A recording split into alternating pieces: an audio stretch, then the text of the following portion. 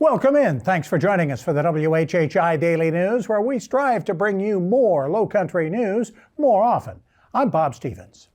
If it is any consolation, the rains and flooding over the weekend were a whole lot worse north of us from the nor'easter. Between 4 and 5 inches of rain doused our part of the Lowcountry, but other than a handful of road closings, the worst of the storm ventured farther north. Charleston had knee-high flooding on most of the peninsula as tides surged in about 2 feet higher than was forecast, nearly up to the levels of Hurricane Irma. And more than a foot of rain was measured in the Georgetown area.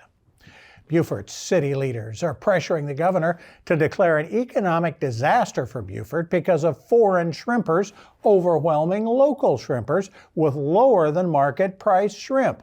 The Southern Shrimp Alliance asking the governors in surrounding states to declare similar emergencies to act against foreign shrimpers, primarily from Southeast Asia, to play by the rules. Success in that request could lead to more expensive shrimp for us consumers, but it could also save the local shrimping industry.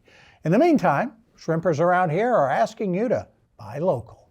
The new mayor and town council in Port Royal preparing to stand up to developers Safe Harbor. The town is drafting a letter to Safe Harbor advising developers of their concerns over how the Port of Port Royal development is proceeding. Safe Harbor's plans have kind of caught the town by surprise, with plans to build 230 rental housing units between the town's main road and its waterfront, changing the entire vibe of downtown. New Mayor Kevin Phillips and his council plan to be a little more confrontational than cooperative with the developer down the road.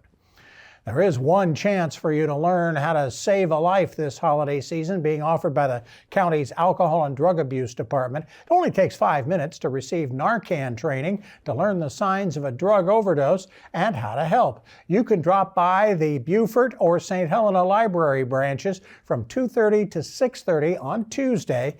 Participants will be given supplies of NARCAN and also bags to dispose of expired or unwanted medications. And now that college alums are having to pay back their student loan debt, how much of it do our kids have? An organization that helps students navigate college says South Carolina collegians have the 5th highest per capita debt, over $38,000, a few grand behind number 1 Maryland and number 2 Georgia. North Dakota students have the smallest debt, about $30,000 apiece.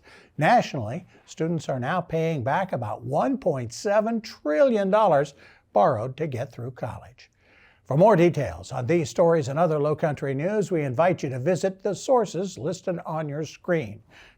We're going to talk sports in a little bit. We're also going to talk next, though, about Hilton Head's affordable housing procedure.